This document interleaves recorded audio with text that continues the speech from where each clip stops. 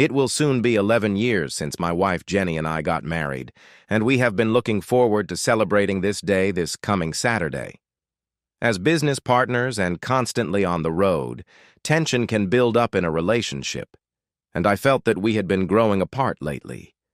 It was my idea to return to Chicago for our anniversary. I prayed that it would bring back the spark in our marriage. We planned to return to the same club where I proposed to her. I checked first to make sure it was still there and was very happy to find that not only was it still there, but it was owned by the same people and had hardly changed. I told Jenny I wanted to take her there for dinner and dancing. She accepted my invitation with the enthusiasm of a little girl at Christmas. It was as if we were reliving that special night more than 10 years ago. It seemed like not many years had passed. In those days, I was desperately looking for any job, and I had to save up for 3 months to pay for that evening. My father gave me money for the ring, but I didn't dare ask him for more, so I saved up myself. I wanted everything to be perfect. After dinner and a few romantic dances, I led Jenny to the back terrace overlooking the Chicago River. The bright lights of the city twinkled and danced on the surface of the water, stubbornly refusing to give in to the current that was trying to carry them away into Lake Michigan. I couldn't have dreamed of a more perfect evening as I got down on one knee and asked her to spend the rest of her life with me. Not a day has gone by since then that I've regretted that evening. While Jenny was still getting ready, I slipped out of the house and ran to the nearest flower shop for a bouquet. When I returned, I walked up to the door and knocked, just as I had done many years ago. She was pleasantly surprised and invited me in with a broad smile. Of course, like any woman, she needed to freshen up, but 15 minutes later we were on our way. Just like in the good old days. My source was right. The place hadn't changed. When the maitre d' showed us to our table, I felt like I had stepped back in time. Over dinner, we talked about how nice it was to be back in Chicago. We had both grown up here, studied here, met here, and married here, but we had traveled a lot for work, and this was our first visit in many years. After dinner, we moved to the lounge and sat at a table near the dance floor. Live bands used to play here, but now there was a DJ who played a variety of music, from big band to the latest rock and roll hits. I waited until he played something slow and romantic, then asked Jenny to dance. I put my arms around her and we glided across the dance floor, her head resting comfortably on my shoulder. We didn't leave the dance floor for an hour, but eventually we both needed a break. We returned to our table a couple of minutes later when a man approached us. He was rough-looking but attractive, and his strong build was evident even through his clothes. "Jenny? Jenny Johnson?" he asked, clearly knowing her before she was married. Jenny looked at him. Dennis Blake?" "Yes, this is Jenny, but I'm not Johnson anymore." "My God," she said, standing up and hugging him tightly. "How long has it been? How are you?" She blurted out loud enough for some people at nearby tables to hear. I noticed a woman at one of the tables straining her ears in hopes of picking up some gossip for her collection. "Well, I believe the last time I saw you was about a year after we graduated," he replied as they hugged again. For a moment, I believed she had almost forgotten I was there. "Oh, I'm sorry," Jenny said, looking at me and continuing to talk excitedly. "This is my husband, Walt."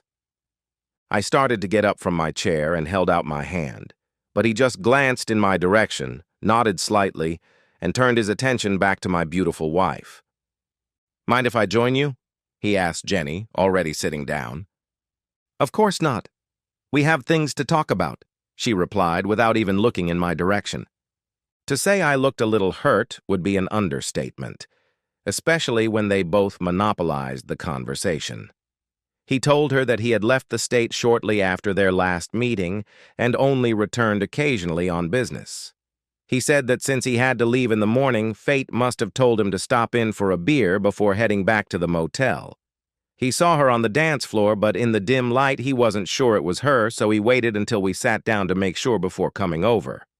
I tried to look understanding and satisfied, leaning back in my chair and listening to them reminisce about old times. He told Jenny how beautiful she looked, and that she hadn't changed a bit in 12 years. My beautiful wife was thrilled with him. Along with everyone else, I became alert when the conversation turned to sex. It seemed they had been each other's first, and now they laughed at their naivety and inexperience.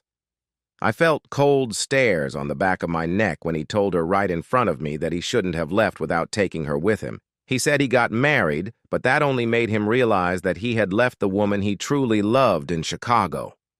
I'm sure some people around us noticed the anger on my face as I believed I had to end the conversation and leave with my wife, but at that moment, without even looking at me for approval, he asked her to dance. She acted as if I wasn't even there, reaching out her hand to him. I'm sure it wasn't hard to see that I was boiling with rage when they both got up to dance. The couple at the next table commented on their behavior. Despite all the memories and laughter they were sharing, neither Dennis nor my wife seemed very relaxed in their conversation. I watched as he put his arm around her and began to lead her in a slow dance. At first, the distance between their bodies was very respectable, but as time went on, it grew smaller and smaller. I sat there, sipping my beer and twirling my fingers as they continued to dance to one slow song after another. I heard the whispers at the neighboring table start up again. I felt it was time. I walked over and patted my dear Dennis on the shoulder. "Can I interrupt and dance with your wife?" I said, rather sarcastically. Neither he nor my wife looked very happy when I took his place. "Hi, remember me, your husband?" I asked sharply. "What's going on? Why are you letting this guy monopolize our time on our anniversary?" I didn't speak particularly loudly, but I didn't whisper either. I knew that some of the people dancing around us could hear me. "Oh, honey, I'm sorry," she apologized. "It's just so nice to see Dennis again. You must have heard. He's the one who took my virginity," she said with a smile and giggled. "Yes, I heard. I think everyone knows by now. If they didn't hear the conversation, they can guess from your behavior. I think he's trying to relive that night. His intentions are dishonest, Jenny. I want you to put a stop to this." "Walt, stop it. Don't be like that. He's just an old friend I haven't seen in years. Please don't ruin my evening," she pleaded. "Well, he certainly ruined mine," I told her.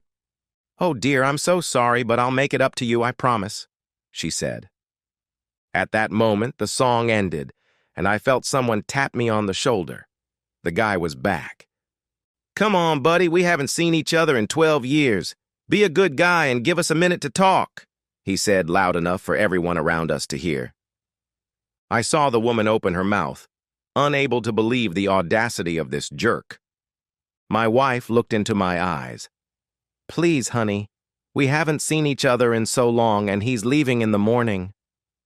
I saw the look of disgust on one guy's face and knew he thought I was weak for softening up and giving Jenny back to her ex-lover. I could feel the eyes of the other people in the room on me as I crept back to our table and ordered more beer. You would have thought they would return to the table when the DJ started playing fast songs, but no, they continued laughing and flirting with each other while Jenny shook her ass, seemingly oblivious to the growing number of people who were beginning to realize the awkward situation I was in. When the next slow song started, Jenny wrapped her arms around Dennis's neck, closed her eyes, and leaned her head against his chest. His hands fell right onto her buttocks. Some of the couples dancing next to them looked at me, probably wondering why I was letting this continue. "Enough," I muttered to myself, but as soon as I started to get up from my chair, the song ended, and Dennis headed for the men's room. Jenny returned to the table. "Phew," she said, a little embarrassed. "Those fast songs wore me out."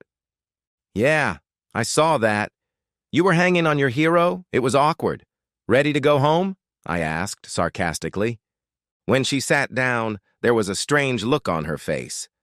"Honey, you know I love you, right?" Everyone around us could see that I didn't like the way the conversation was starting. "I hope so, because I love you," I assured her. "I know, honey, and I pray that you love me enough to understand what I'm about to say. Honey, when Dennis comes out of the bathroom, he and I are leaving together. He's giving me a ride to the airport tomorrow morning." No one could believe what they were hearing. She wasn't even trying to be discreet. I glanced around at the neighboring tables and realized that everyone was now listening in on our family problems. "No way!" I growled. Damn it, everyone already knew. I didn't care. I wanted everyone to hear me. "We're leaving right now." "No, Walt, it's not like that. Please, honey, I need to do this. It's just for one night. Please try to understand." Understand? You want me to understand that you want to break our wedding vows on a night like this, on our anniversary? Do you realize that you've humiliated me in front of everyone here, and now you want to top it off by sleeping with another man? This is ridiculous. No. At that moment, old Dennis returned, stood behind Jenny, and put his hands on her shoulders. "Are you ready, honey?" he asked, looking at me with the smirk of a victorious hero ready to enjoy the spoils of his victory. Jenny took his hand. "I'm sorry, Walt. Please try to understand," she said, standing up. Tears filled my eyes.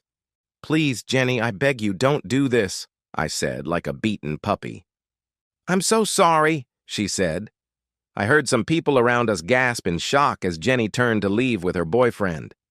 "Fine," I shouted, kicking over a chair and standing up abruptly. "Then give me the rings." "What?" she asked, looking back at me. "You heard me. If you're going to sleep with another man, I don't believe I can stop you, but I'll be damned if you break our wedding vows by wearing the rings I gave you at the altar." "Go ahead," Dennis interjected. "If he's acting like a jerk, give them to him, and they'll give them back to you in the morning."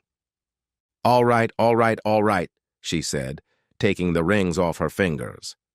"Just hide them somewhere safe, dear," she shouted, handing me the rings. I squeezed them between my fingers and raised my hand above my head. "How much do you want for this beautiful set of wedding and engagement rings?" I shouted to the crowd. $500, I heard someone shout from behind me. "Walt, what are you doing?" Jenny yelled. "Well, they obviously don't mean anything to you. Maybe they'll be useful to someone else, someone who really knows what marriage is. Don't worry, I'll give you half of what I get for them in the divorce," I grinned.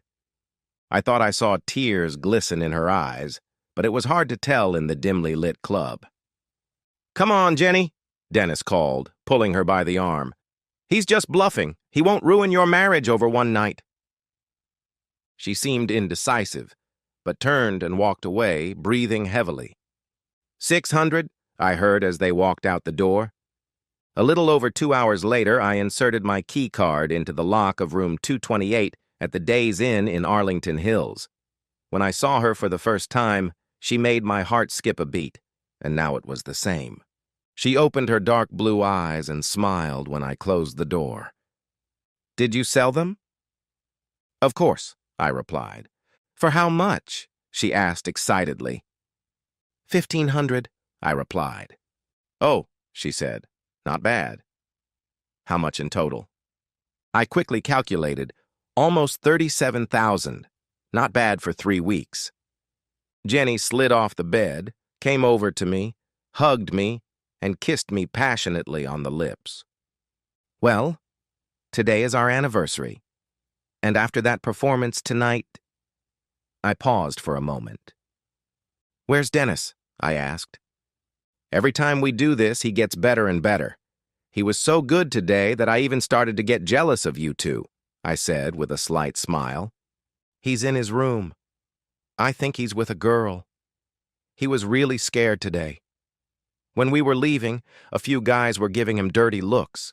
He thought they were going to follow him to the parking lot, but they didn't. I hope he doesn't leave. I would never have gotten so much for the rings if everyone here didn't hate him so much. It would be a shame to have to train someone else." "I don't think you should worry, dear. He makes almost $10,000 a month, which isn't bad for an unemployed actor.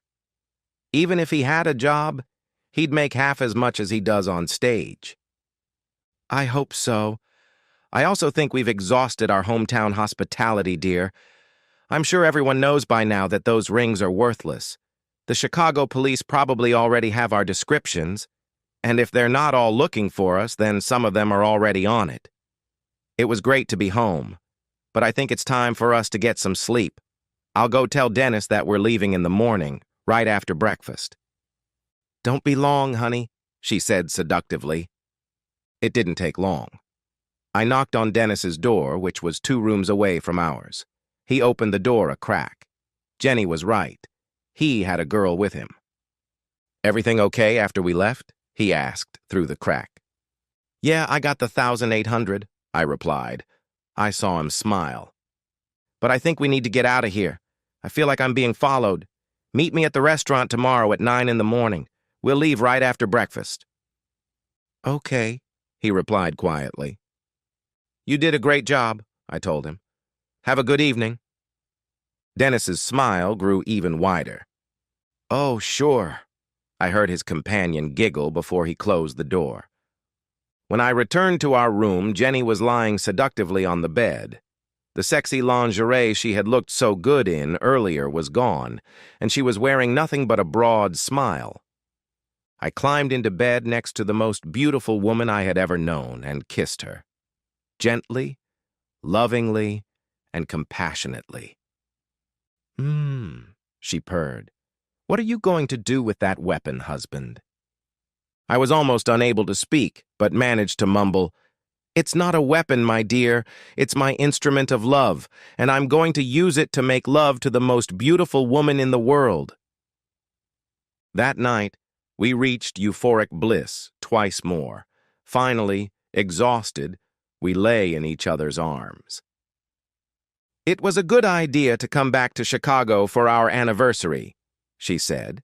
With all our moving around, I almost forgot what it's like to feel at home. I know. Me too, I replied quietly. To be honest, I believed that all this moving was starting to affect our marriage, and I hoped that Chicago would help bring back the magic we both felt when we lived here. Was I right? Yes, honey, you were right.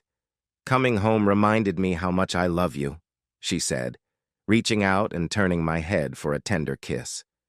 Honey, before you and Dennis left, I thought I saw real tears in your eyes. They were, she explained quietly. Sometimes when I'm playing my role, it all seems so real. Tonight I thought about what it would be like if we really did break up. It scared me, and I cried.